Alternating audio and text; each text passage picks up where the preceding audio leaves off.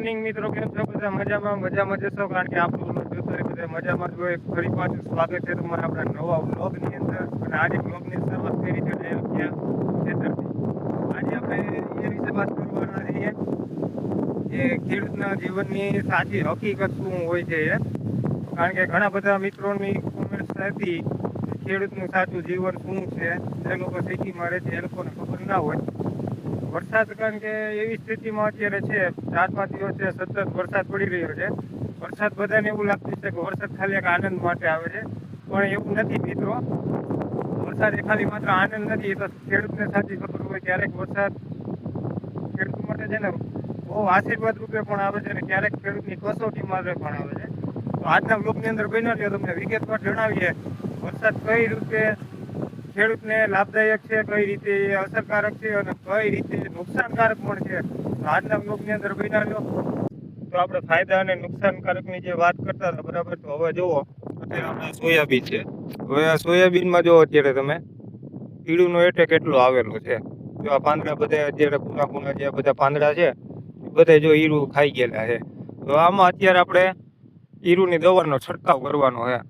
પણ મિત્રો, વરસાદ જ 5 દિવસથી એટલો વરસે છે ને કે આમાં દવા છાંટવાનો મેળ જ નથી આવતો.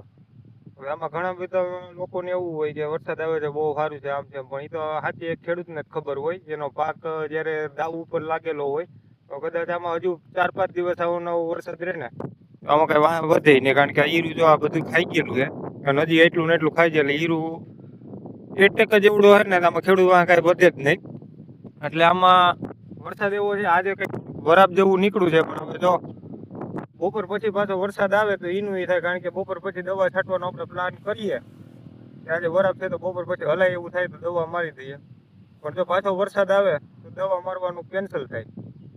એટલે આમાં ક્યારેક ફાયદાકારક હોય છે અને ક્યારેક નુકસાનકારક હોય છે. જો વાવણી થઈ ગઈ છે એ બધા ખેડૂતને ખુશીનો લહેર છે એમાં, તો વાવણી થઈ ગઈ, બરાબર. 5 દિવસથી વાવણી થઈ ગઈ, પણ વાવવાનો વારો નથી આવતો. બધા ખેડૂત મિત્રો દંતાર પોતાના સનેડા અહીંયા વાવતા હોય કે બરતું અહીંયા વાવતા હોય કે તેના વિશે વાવતા હોય, બરાબર. બધું તૈયાર કરીને રાખ્યું છે, વાવણી કરવાનું છે કે આજે બપોર પછી ભલે એવું થાય, વરાપ એવું થાય તો વાવી દઈએ. પણ વરસાદ આવે એટલે એ પાછું બંધ રહે. 5 દિવસ થયા વાવણી થઈ ગઈ છે ને, બરાબર, પણ હજી કોઈ વાવી શક્યું નથી. અને આમાં જે લોકોએ વાવી દીધું છે અગાઉ ઓરવીને પાણી કોઈએ, પણ એ આ રીતનું થાય છે. જો અત્યારે આ પાટલામાં તમે જો ગારો એટલો છે, આમાં ચપ્પલ પહેરીને તો ઠીક ઉઘાડા પૈકી નથી હાલી શકાતું, કારણ કે કાલ પાયેલું હોય ને એવું જ થાય છે. કારણ કે રાતનો વરસાદ સારો હતો. અત્યારે ઈરુનો દવા ફરજિયાત મારવી પડે એમ છે. જો કેટલો એટેક છે આમાં જો. એટલે આવી ઘણી બધી મુશ્કેલી હોય છે, એક નહીં. કદાચ તમારો પાક 100% સક્સેસ થઈ ગયો અને કદાચ તમારો પાક લણાઈ ગયો અને નીકળી ગયો, તેમ છતાંય બજારમાં યોગ્ય ભાવ મળે કે ન મળે એ પણ એક મુશ્કેલી હોય છે. આમાં નક્કી નથી રહેતું આમાં તમને સારો ભાવ મળશે કે નહીં મળે. ઘણી વાર પોતાની મજૂરીને પૈસા ન થતો હોય. ઘણા બધા એવા ખેડૂત મિત્રો હોય છે યાર્ડમાં પોતાનો પાક લઈને જાય તો પછી એને એની મજૂરીને એના ખર્ચના પૈસા ન થાય, આમાં પૈસા ઘરના જાય. એટલે આમાં ખેડૂતનું જીવન એટલું સહેલું નથી. બધા કોમેન્ટમાં કાલે એવું કહેતા હતા કે ખેડૂતનું જીવન કેવું સહેલું, મજા આવતી, વાડીએ જવાનું મજા આવતી, ઘેરે રહેવાનું, બહાર વહી જવાનું, કાંઈ નહીં, 30 દિવસનો મહિનો. ભાઈ એવું નથી ખરેખર. આમાં તો ખેડૂતને ખબર હોય સાચી જીવનની હકીકત શું હોય. તમારે એસીમાં બેઠા બેઠા વાતો કરવી હોય ભાઈ, બાકી તમે એક દિવસ કામ ન કરી શકો. હવે કદાચ જો આજ વાવણી થઈ ગઈ છે, બરાબર, વરસાદ જો આ વરાપ આવી ગયા છે, વરસાદ પૂરો થઈ જાય તો આજે 8-9 વાગ્યા સુધી દંતા રાખશે.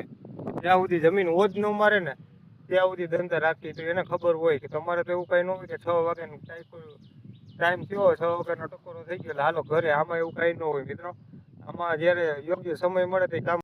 હવે આપણે આજે બપોર પછી વરાપ જેવું છે એટલે દવા છાંટવી છે, બરાબર. સોયાબીનમાં આપણે દવા છાંટવાની છે.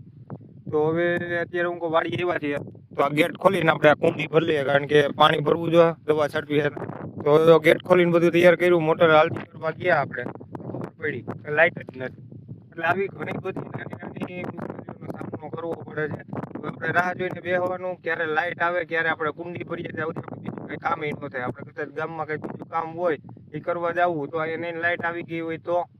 એટલે આમાં બહુ બધી મુશ્કેલીઓનો સામનો કરવો પડે છે. તો ઘડીક આપણે રાહ જોઈએ, જો લાઇટ આવી જાય તો કુંડી ભરી લઈએ એટલે આપણે બપોર પછી દવા છાંટવીએ.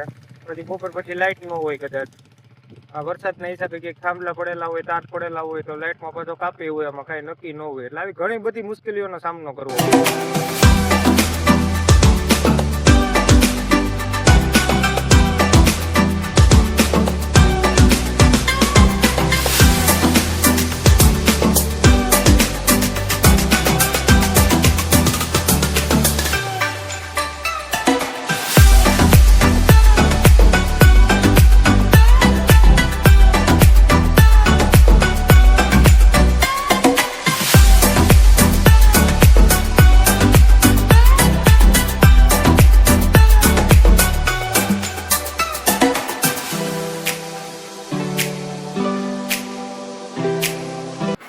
તો આજે બપોર પછી તો કાંઈ વરસાદ આવ્યો નથી. જો હવે આજે રાતે વરસાદ ન આવે ને તો કાલે વવાય એવું થઈ જાય, વાંધો નહીં આવે.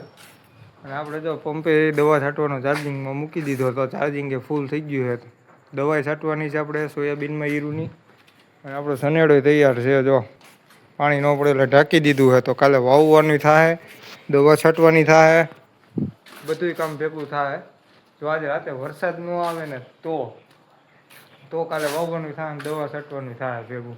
જોઈએ હવે આજે રાતે વરસાદ પડે છે કે નથી પડતો. એ વ્લોગરની વાત કરીએ ને તો વ્લોગરને વરસાદમાં એક છે ને કામ કરવું નહીં હેલું નથી. એનું કારણ છે તો ચાલુ વરસાદે મોબાઈલ કાઢીને શૂટ કરવું, મોબાઈલ પલળવાની બીક લાગે, વારંવાર મોબાઈલનું પાછળનો જે લેન્સ હોય એ ખરાબ થઈ જાય એને સાફ કરવો. બીજી વાત એ કે અવાજ સરખો આવતો નથી એટલે એડિટિંગ ટાઈમે બહુ બધી તકલીફ રહે. એ બધું નોઇઝ કેન્સલેશન કાઢવું અને પછી પાછું એડિટિંગ કરવું એટલે એ પણ બહુ અઘરું છે ચાલુ વરસાદે વ્લોગ કરવો.